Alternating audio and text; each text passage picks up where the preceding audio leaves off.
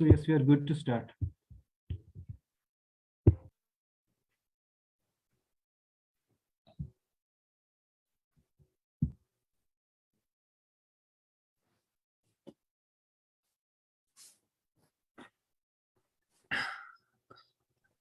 Good evening and a warm welcome to Expert Talk series. My name is Akil Rashid. I will introduce the Expert Talk series, the speaker and facilitate the session. Jammu and Kashmir Policy Institute has initiated the Expert Talk series to engage experts, changemakers, pioneers from various walks of life to understand the dynamic context of implementing the UN Sustainable Development Goals on its agenda. Expert Talk series is a special initiative where we seek to source inputs and recommendations from experts in various fields pertaining to different sustainable development goals through one-on-one dialogues.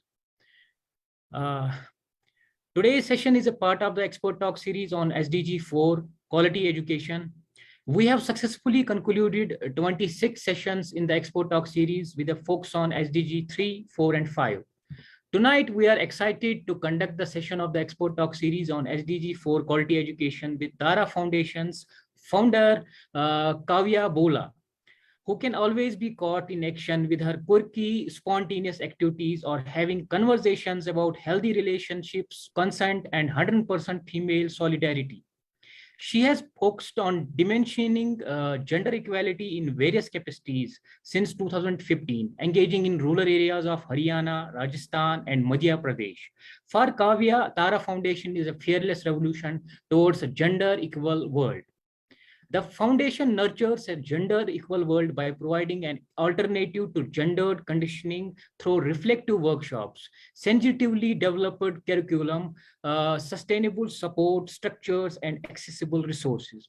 We believe Kavya's vast knowledge and experience in this domain would be highly beneficial for all the attendees and would add great value to the event. On behalf of the entire team of JKPI, I welcome you, Kavya. Thank you very much for taking the time to be with us. Before I begin, I would like to reiterate that the topic of conversation tonight is teaching gender studies in classrooms. So let's start the discussion. There are no gender issues if an equal number of girls and boys are enrolled in schools and other educational institutions. That's what we keep hearing from people who don't know much about gender issues. And my first question to you is, how do you address this? What would I call a misconception? Okay. Firstly, Akil, thank you so much for having me, and thank you JKPI for actually bringing me here and talk about my most favorite thing, which is gender education. Yes, I think this is the first and foremost misconception that we hear, and everybody. So, like whenever you talk about gender equality or you talk about, let's say, feminism or anything for that matter, everybody will come to you and say that, like it's not required actually, because see now how many girls are growing in such fields, and like you'll see women are walking shoulder to shoulder with men, etc. But see, that's the thing that having now recently a study came that women are in more numbers in Haryana than men, right? I think everybody was ballistic about that study, and everybody's like, wow, you know what, like we've achieved gender equality. But that is not gender equality. That is only one step, wherein like having at a surface level, having more count of women or having equal counts of women as much as men in a particular space, that does not mean that the mindset is such that the equal opportunities and treatment is given to women, right? So when you're saying that if you admit equal number of boys and girls in the school, gender equality will be achieved, no, that's not the case, considering that if the mindset is still the same, then there is no there will never be a compensation. Even if you admit equal number of girls in the school, you have no surety that opportunity and, let's say, the treatment of the girls would be equal. Okay, going like, let's say for example, you educate a girl, and there are more girls, let's say till class 8 in a school, but what happens after class 8? Right? Are girls even allowed to go forward? Because in so many spaces that we worked at, the immediate or the first issue was that women, as soon as they come to an adolescent age, they're always taken out of school. Okay, and because again the thought is कि अभी 8वीं तक पढ़ लिए, she's already educated till 8. Now what will she do ahead? So now you see there is no opportunity for women going forward, right? So I think that's bringing equal number of men and women in the same space is not gender equality. So thank you, Kavya. Thanks for answering the first question. Like you said, that it's not always about numbers. It's about the equal opportunities, whether the institutions, the organizations are able to provide equal opportunities to both men and women. That's what matters. It's not all about the majority, who is in the majority in a classroom, at a workplace, or in a community. It's about the opportunity. So uh, gender studies enables us to examine and challenge social norms around what it means to be a woman or man in society, and to pursue justice and equality for all. With this thought in mind, let me come to our second question. That's what should be the purpose of gender studies? Okay. So if I may answer it this way, that gender studies is not about understanding if you're a man or a woman, but it is actually about understanding a scope of identity for yourself. Okay, like gender studies is not just about, let's say, the physical, or let's say the knowledge of ki acha there are genders, there's a man, there's a woman, and it's also about understanding that it's a spectrum out there. Okay, it's about understanding that there are multiple and numerous types and numerous ways in which one can express themselves. It's also very, very self-reflective about how you are, how you have been conditioned. And honestly, I always say this to the children whenever I end a workshop. I always say that, hi, listen, thank you so much, because you don't realize, but just by understanding what gender is, and just by understanding the difference between gender and sex and sexuality, just by understanding that anybody can be anybody, express anything, express any way, and be whatever they wish to be, just by understanding and setting this concept in your mind, you've actually given like a better and a safer world to everybody else around you. So gender education is about creating that space for each person in our life, or each person around us, where there is safety, equality, and inclusivity. So at the end of the day, it is about creating opportunity for yourself as well for others. So I think it's a both, gender education is both spiritual and knowledge, of course, knowledge giving thing for everybody. It is about the importance is to, like, why is it important? Because the world is changing, and so are the times, and there's a lot of ways, or at the end of the day, everybody needs, like, feels a need to express themselves. And if they don't get to do that, or if they're ridiculed, if they're bullied on how or what, like how they plan to express themselves, I think that creates a very negative environment, that creates a very that creates a lot of mental like baggage, that creates a lot of harm in, like, in an individual's life. So I think it's not just for like the society that you're learning gender education, but also for your own self. So yeah, I think that's why gender education is so important. It's a holistic kind of education. Okay. So gender studies should provide a person a freedom to know ourselves beyond our biological identities. Yeah. So it's about equality, it's about equity, inclusivity. Uh, uh, yeah, so gender studies courses serve an essential role on campuses by educating students about sexuality, gender norms, sexism, and consent. Which brings me to my third question. Why should we teach gender studies? So why should we teach it? So whenever we open the newspaper the first thing in the morning, or we open the news or anything, it's a constant, like, after months or after years, or whenever, the news is the same. Actually, no, let me answer it this way. So I watched this movie called Thelma and Louise. It was a movie made in 1996. Okay.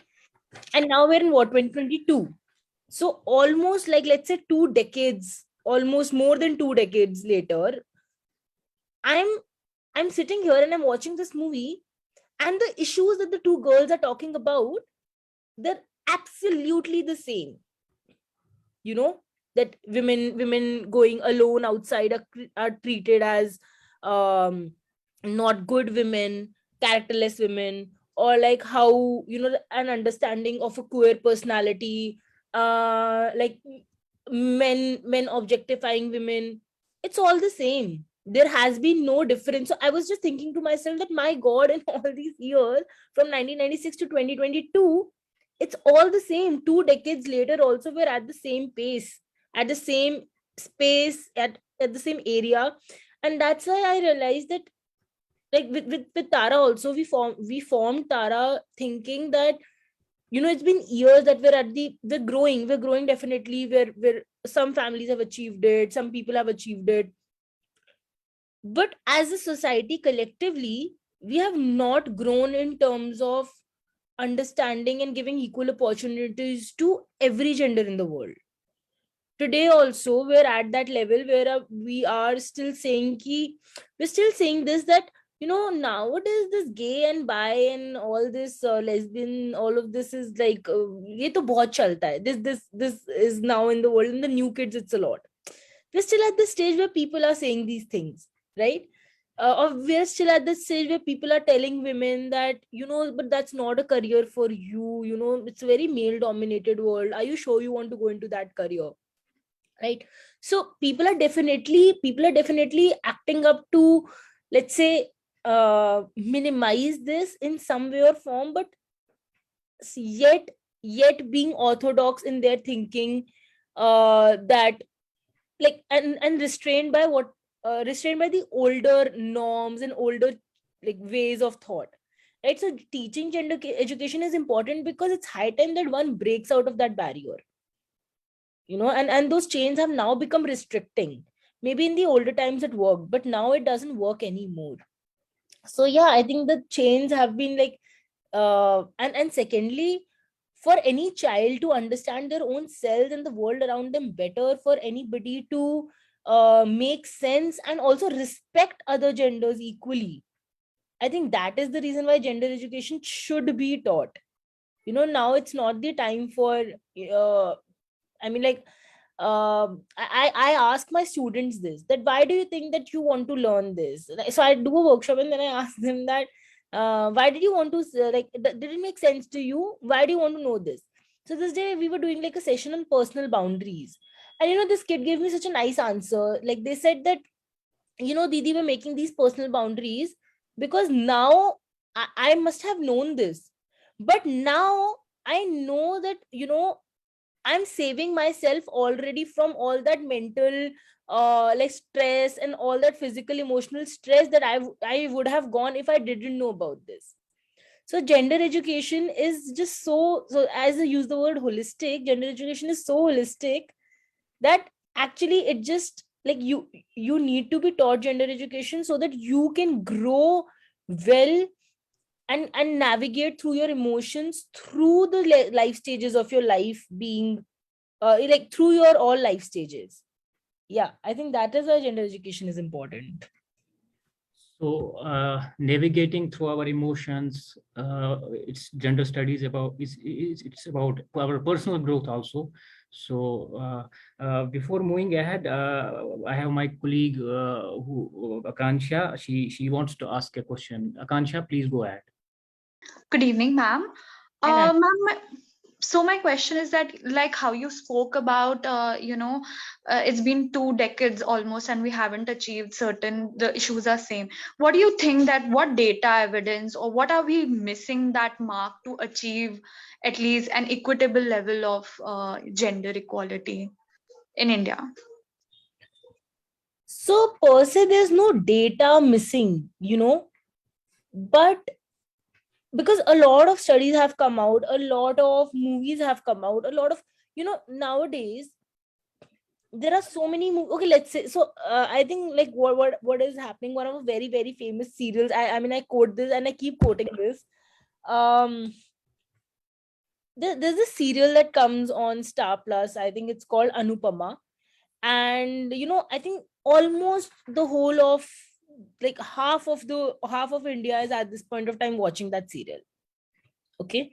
And she talks about giving equal rights to women, letting them work, and they do a lot of things, like go outside, have like have friends from opposite genders and all.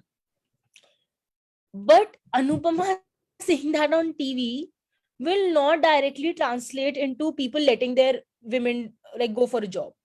Let's say today, yet like still in some families of India, uh women are not allowed to do a job, or even if they're like at a high paying job, or at a good job, once they get married, they're always like told to leave their job and sit at home.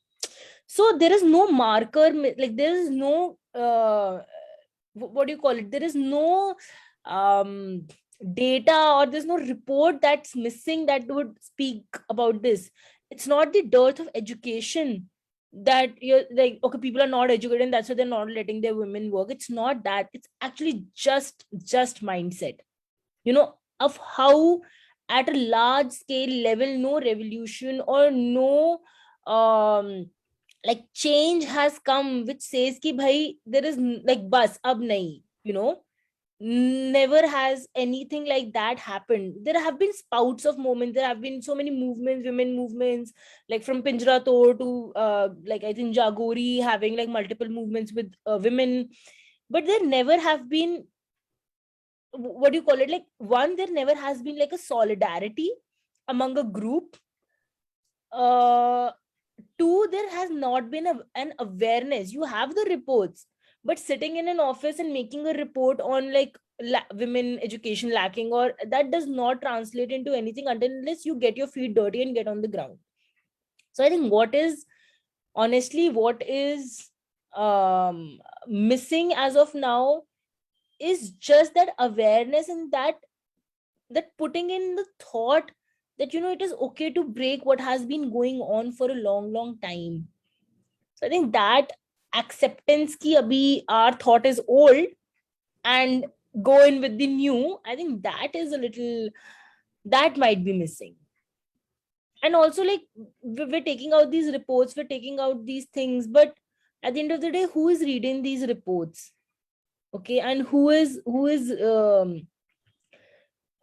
yeah, who is talking about these issues? Us, people like us. Again and again we're talking about the same thing, but until unless we don't reach to the ground, I think that's going to be missing for a while. So I hope, Akansha, that answers your question. Yes, sir. Thank you, sir. Thank you, ma'am. Okay. So what I would conclude here is that a bottom up approach is needed to know the gender issues, and grassroots level movement is needed to ensure gender equality. So before and we have one more colleague with us, Ulvi. She also wants to ask a question. Ulvi, please go ahead. Yes, good evening, ma'am. Ma'am, since we all know how the society in and of itself is so deeply entrenched in patriarchal norms, so how do we sensitize elders about the same? Because we know in the present scenario how elders necessarily internalize various gender stereotypes. So, what should be our approach towards their sensitization?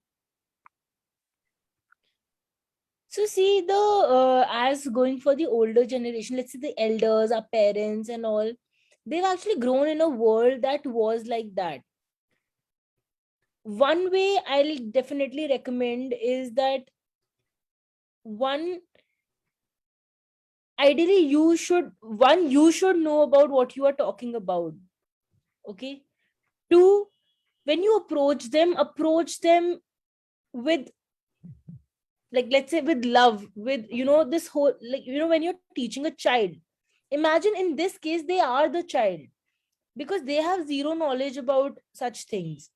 What happens that when we approach an elder, what happens, how, actually what I believe is, we have limited patience in talking to people, because of course we also want to save our own mental space. So we have limited patience when it comes to like talking or sensitizing elders about, you know, gender issues and about things, because again, this for them is something which they have never come across. You know, let's say, for example, if I say there are 8 planets in the solar system, right? All of you feel ki, and then because you've always heard that there are 9 planets in the solar system.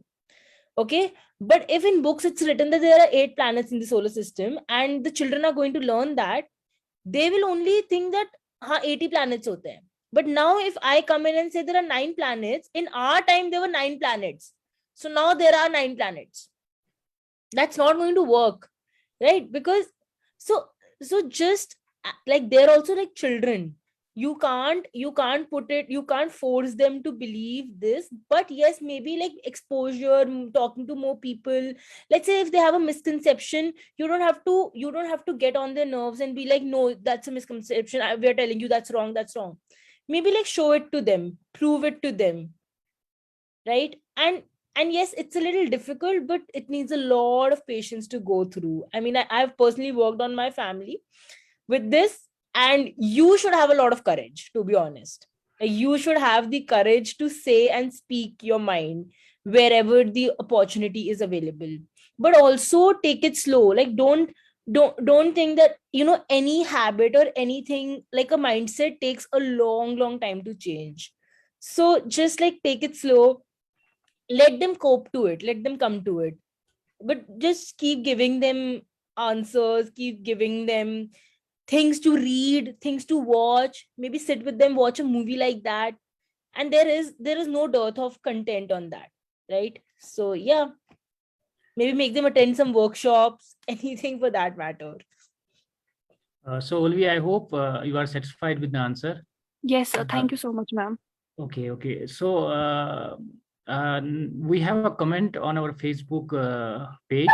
I would like to read it. It's Dharak Shan, if I can pronounce it well. So the person writes, I think everything goes back to the human rights. When we talk about gender, woman, men, third gender, we ensure not anyone is left behind. Everyone has a right to have entitlements of safety, security, rights. We a lot of people are curious who are joining us. They want to ask questions. So Anha is here. She's one of our interns. So she would like to ask a question. Anha, please go ahead. Good evening, ma'am. I am Anna. So my question is that do you think that how a person is raised can affect its gender, affect the person's gender identity?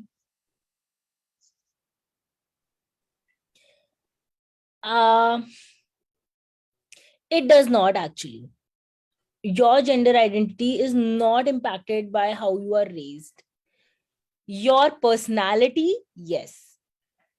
It doesn't, you know, there's this misbelief, or there's this, let's say, there's this belief that trans women, for that matter, would be flamboyant and would be like over the top dressed and all. And that's such a misconception, because there are so many trans women uh who don't believe in that flamboyancy, or who don't dress up as much, because it's the way to express themselves. And you can choose, like let's say you, Anha, probably you like wearing salwar kameez every day, and you prefer, that's your comfortable clothing. Or let's say you like to you like to keep hair in a particular way, like let's say in a ponytail. It is not impacted by how your parents have brought you up.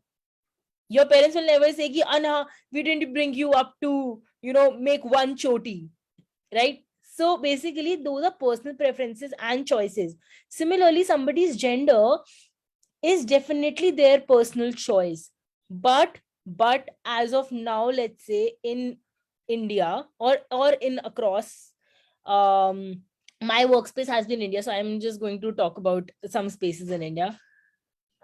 We don't bring up children with genders, we bring up gendered children. Okay, what is the difference is that I'm not impacting my child's gender in any way, that you made him wear a frock early when he's a child, that's why he's now grown up into like a trans woman. That does not happen, right? So no, gender has no impact by parenting. Gendered children, when I said, yes, a lot of times your parents assuming your gender bring you up in a certain way. Let's say that I was born with let's say I was born a female, and now my parents have been giving me all things that they associate with a girl. They're assuming that I'm a girl. I'm born female, but they're assuming that I'm a girl. And that's why they're giving me pink clothes, pink toys, Barbie dolls, decorating my room as pinkish. This is how, like, a lot of media companies also do this. Sorry, a lot of product companies also do the same thing. Assuming that you're a female, they make everything related to you pink. Assuming that you're a man, they make everything around you macho and hard and strong, and like that. So yeah, your definitely your nature, like the things around you, your upbringing genders you, puts you in a gendered box, but it does not impact anything about how you want to express yourself, like your gender. And I hope that I answered your question. Yes, ma'am. Sure. Thank you. Yeah, thank you, Kavya. So Aksa is also here. She's my colleague, so she also has a question. Aksa, please. Thank you, Akil. Thanks, Kavya. This session is going really interesting. So I have this question that we have talked about content. So there's so much information overload on social media these days. There is all sorts of information available. So we see all those, gender related information and empowered women, those role models, every sort of content is there. And we would also sit with our families and watch that kind of content. But things are not changing, and those mindsets are not changing. So I just want to understand that where is that gap, that despite of we are living in an era where there is so much digitization of information, and you see all sorts of role models around and all sorts of content, but mindset in India related to gender is it's very poor. So I want to understand that where are those gaps, that despite of that availability of information and those visual information, that we are not able to achieve those gaps. So if you could answer that, Kavya, for me. Thank you. So that's a very, very good question. Ki sab kuch to hai, phir gap kahan hai? That's a very, very good question. Actually, the gap is not, it's not a gap, it's a divide, in the sense that if you're getting content which is actually educational on YouTube or any other media source, there's also a lot of content which is absolutely wrong.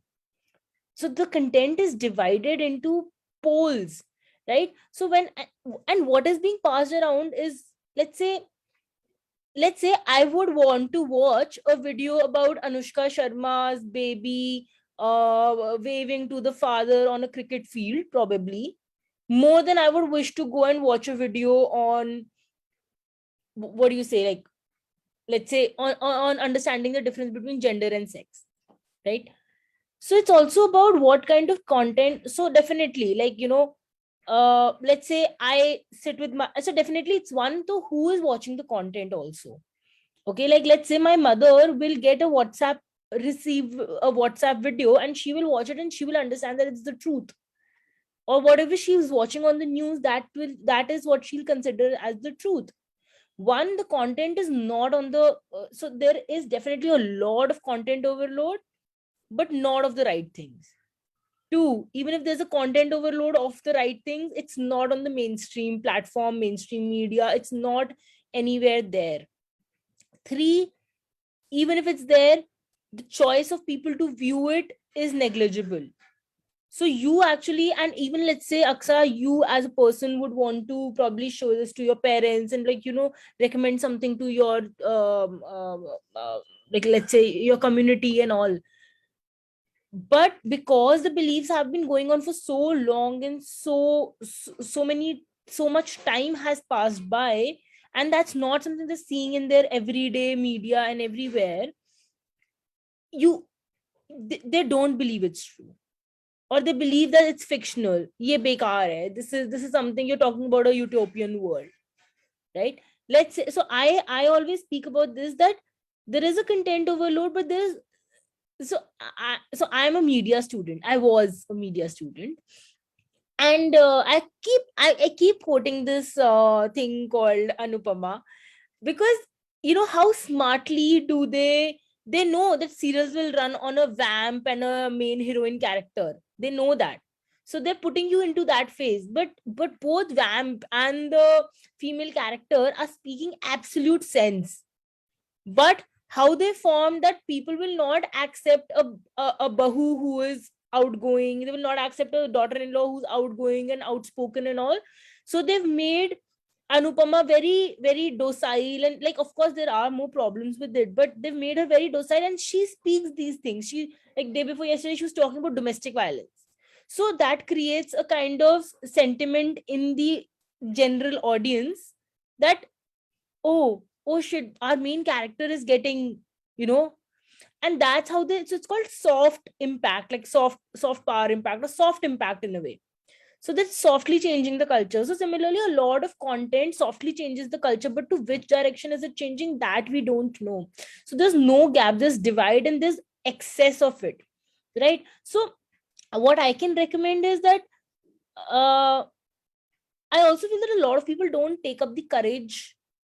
Where what is lacking is that they don't take up the courage, because nobody wants unrest, honestly, right? So if we can get through it, it's better. Keep just ladai mat shuru karo, bas khatam karo, so nobody actually takes up the courage or the patience to sit through a discussion on something, because we also tend to get enraged and walk off the dining room or wherever door and whatever. And yeah, I think I think what my recommendation would be, that follow a few people and pages and just keep, like, which you believe are of essence, and slowly, and like I what I do personally is that I keep sending. So my mother's new on Instagram, so what I do now is I keep sending her videos on Instagram, knowing that she will probably at night watch it.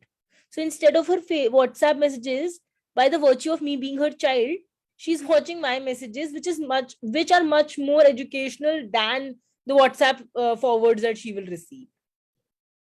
So I think, yeah, I think Aksa, I hope that I answered your question, because it's a question for me also till now. Thank you so much, Kavya, for answering my question.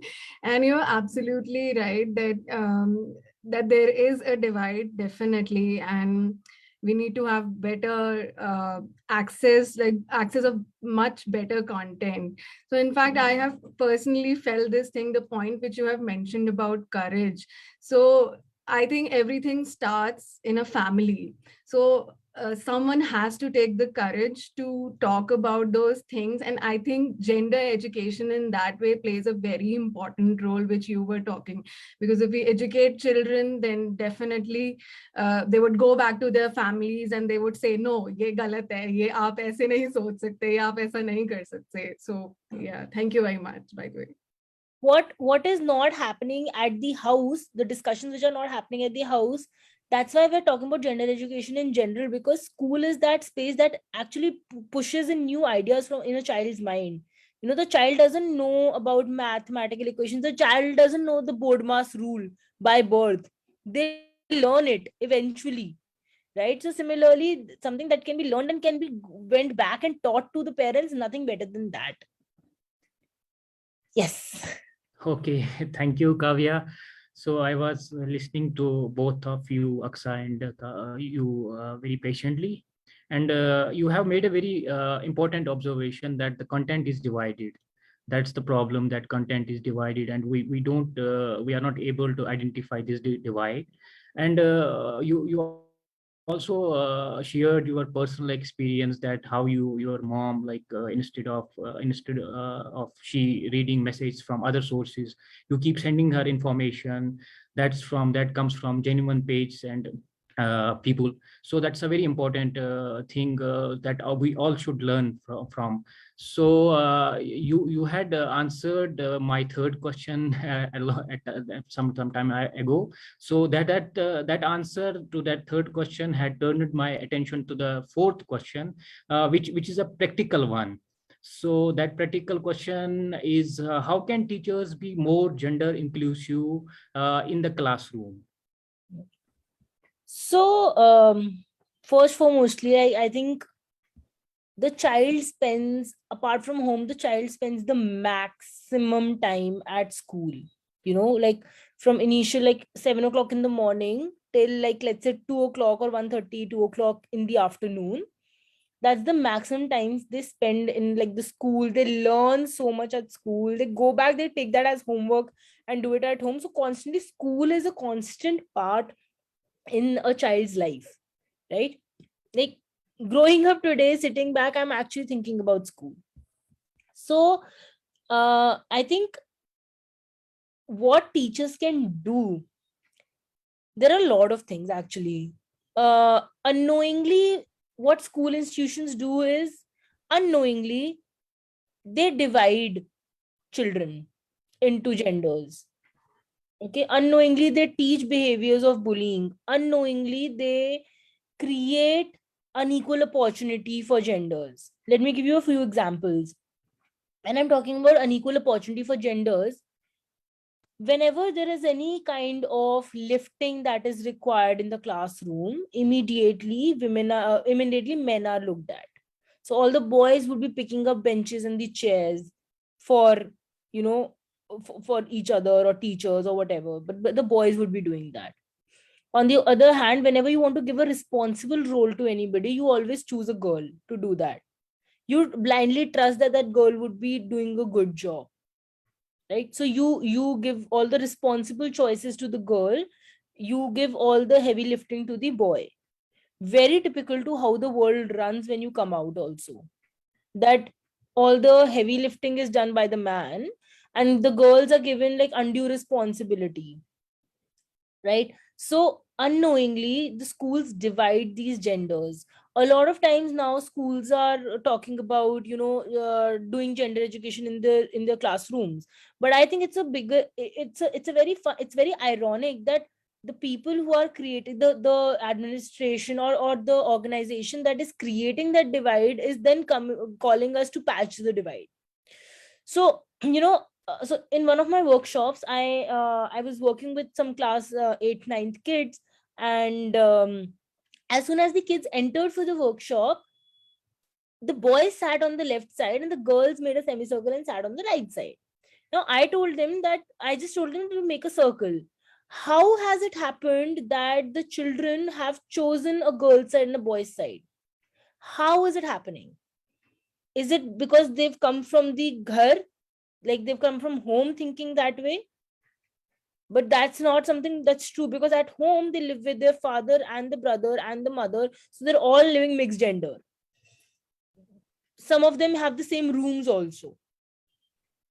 But when you're coming to the school, what is making you divide yourself between men and women?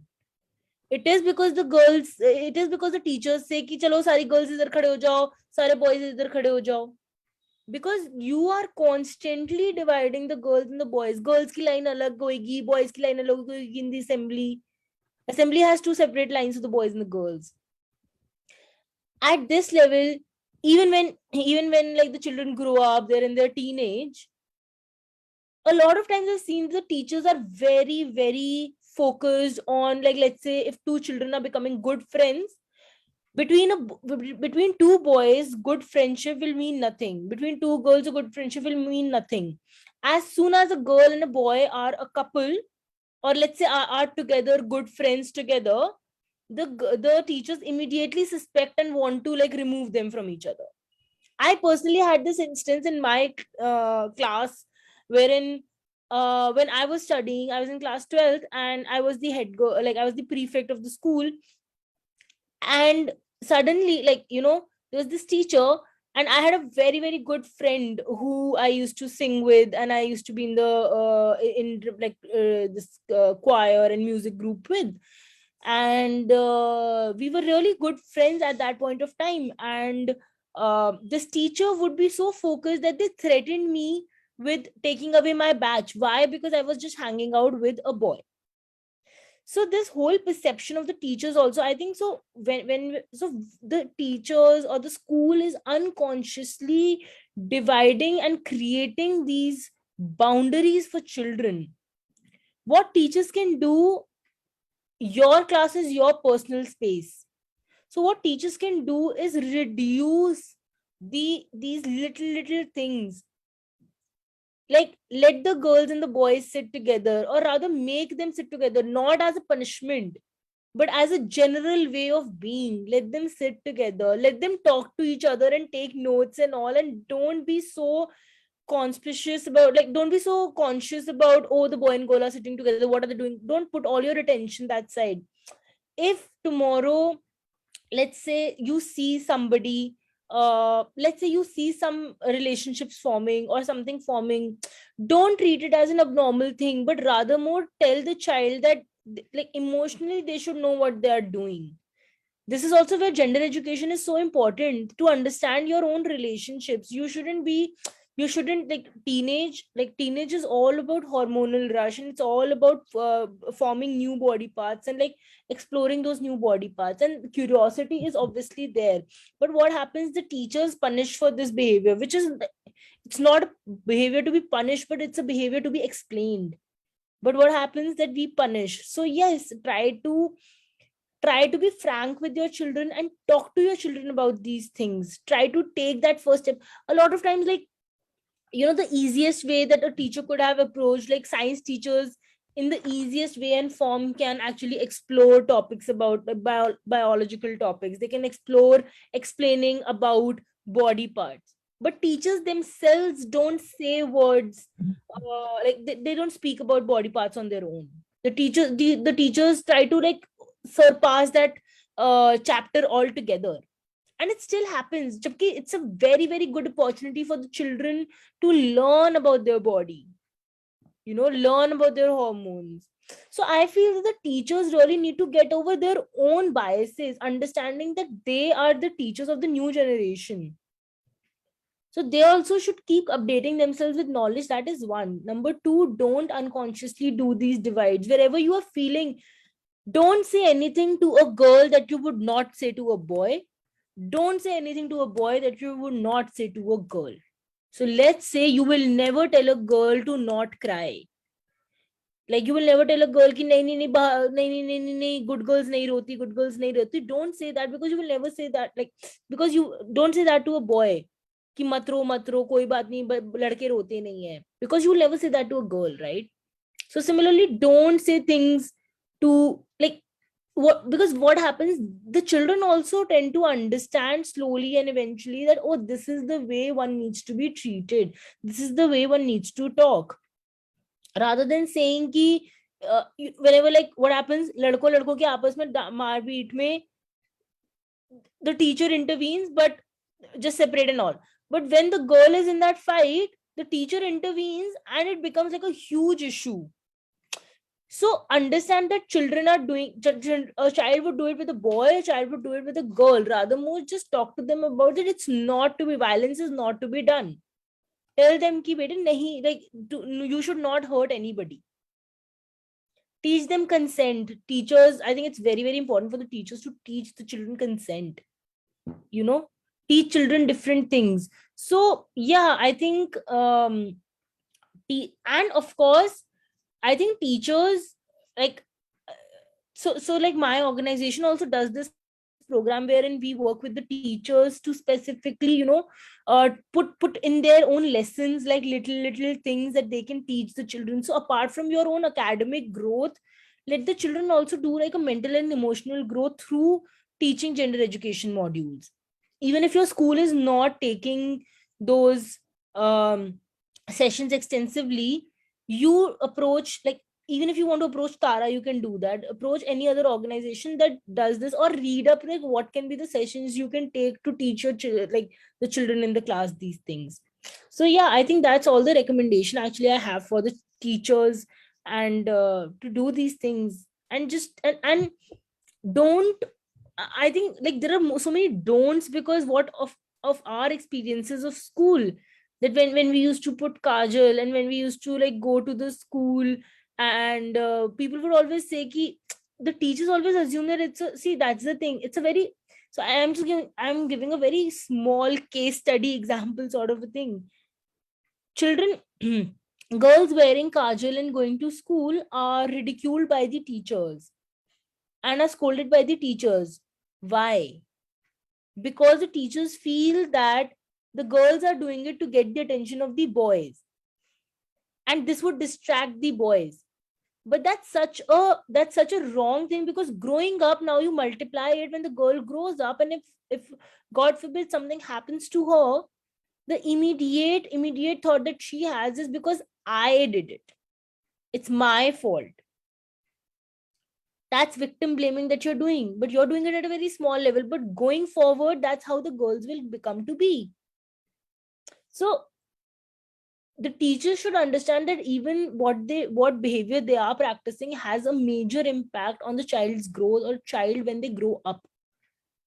So if you're behaving in an equal way, giving equal opportunities, equal status to everybody, every gender in your class, they grow up to be those people because they've seen it that way. But if you're doing the other way around, I think we all know, we all have some memories of bad teachers also. So yeah.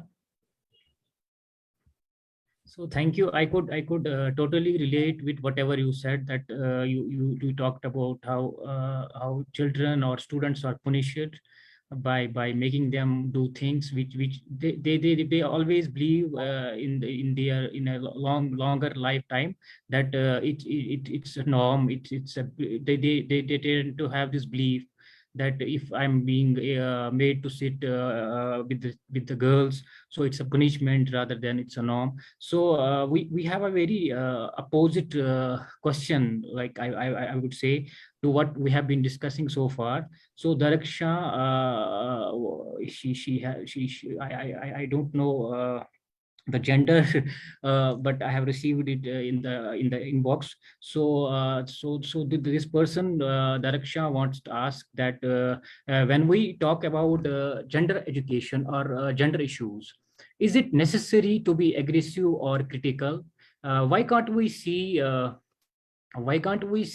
gender segregation normally? And the person adds, we can emancipate women in their own spaces rather than intermixing. Because women have their personality, men cannot be always a standard to reach. And what did you say in the last? Men cannot always be? Men cannot be always a standard to reach. Yeah. So that's absolutely correct.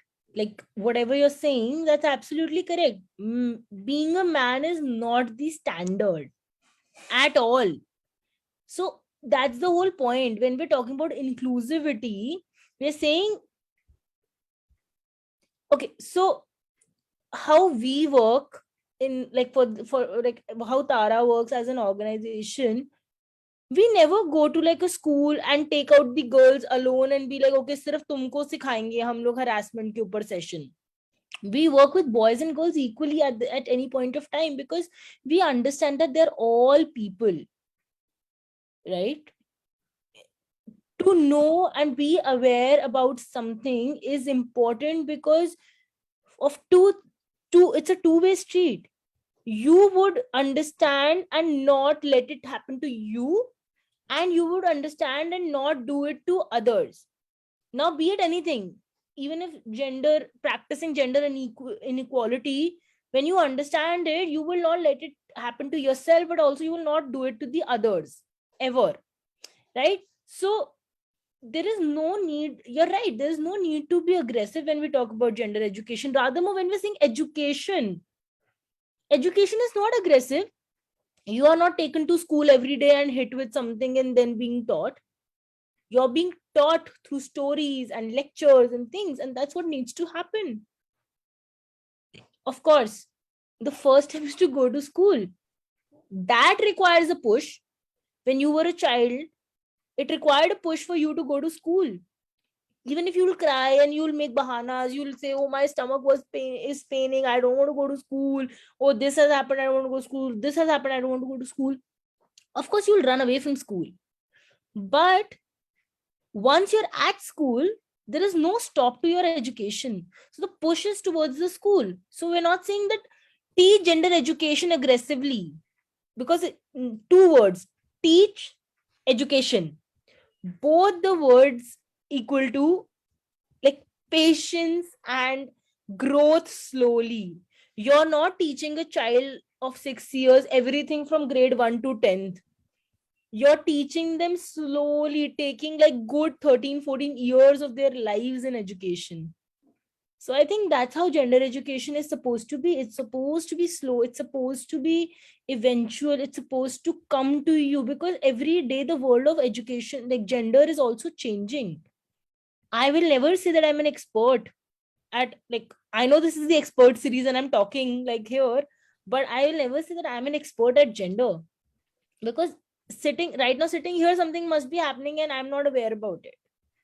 So the world that is so dynamic, that needs to be taught about, that's a factor, phenomena that needs to be known, but not aggressively though. So yes, I agree with you. Okay, so I hope that answered Darakshan's question. So we are short on time and in a hurry to get as many questions as answered. So and we have a comment on our Facebook page. I would like to read it. This person is referring to the need of teaching gender studies by saying that we need not to go far in identifying the need of gender studies, because can't we see increased rate of crimes, especially dowry deaths, bride burnings, honor killings, witch crafts. Gender matters in the classroom, but not in the way people may assume that girls are outperforming boys. And my last question, probably the most important one, is what suggestions would you like to offer to the young audience? For all the young audience, question everything. Question as much as you can. Don't be afraid. Have patience. Don't be afraid. Do not question. Why? Because when we don't question something, and you don't have to question aggressively, just question, because if you don't raise a question, there is never a need to answer. Let's say there is something, okay, let's say you're all drinking water from your right hand. Okay, let's say, okay, let's take an example. You're all, whenever so if okay, I don't know what exactly should I quote, because nowadays it's very important to be politically correct also. But okay, let's say, for example, somebody has taught you that this exercise, like, taking your hand ahead and taking your hand back, taking your hand here, and watching it with your eyes, that's an exercise you need to do to improve your eyesight. Or let's say carrot juice is something you require to keep your eyesight good. Let's say that. Now, your mother's feeding you and you're drinking it and you're doing these exercises every day, but have you questioned the logic of it? There might be so much logic in it, you don't know. But there might be no logic in it and you don't know, right? There are customs and there are practices in our society that we keep following because we have seen it that way. For example, Sunday. Somebody said that we don't know if Sunday was the actual day to take a break. How come Sunday has become the day to take a break? Like just giving you an example. That's a very random thing to question. But yes, I think like questioning everything is so important, because only when you question, you research. When you research, if not like not just by research means like typing out on Google and seeing, but yes, that's part of it. You research by talking, you research by doing things. You get to know so much about the world by just like being curious. So for all my young audience, please be curious, okay? Because if you're not curious about anything, then there is no forward going for you, there's no growth. And secondly, I think the most important thing is, while you're also being curious and while you're also questioning things and all, look at the right resources. Like Aksa said, there's a lot of content overload, but look at the right resources. Look at what the majority is talking. Don't see a coin from one side and go out and claim that we know this, we know how it works. Take your time, take all the both the sides of an argument, see everything, read, formulate your own opinion, and then always when you speak, say that in my opinion. Don't say ye to aise hi hota hai, this is the world. Always for a longer run, this will help you if you talk in my opinion. I think that's something that I would like to recommend. And of course, like, there's no need to say that treat each other equally, treat everybody around you equally. Yeah. So yeah, be curious and not aggressive, and look at the right resources while we are seeking out information. So it's always difficult to have a discussion on a topic like gender studies in a short amount of time. However, we need to build on whatever little we have been able to learn tonight, and also focus on solutions for ensuring gender equality. Now, on behalf of the JKPI and on my own behalf, I would like to thank Kavya for answering the important questions on teaching gender studies in classrooms. I believe that more discussions are required to bring more awareness to this important topic. We are looking forward to seeing you very soon with a new session of the Expo Talk series. That's all for now in the Expo Talk series. More to come in the coming week. Thank you and good night. Thank you so much. Thank you.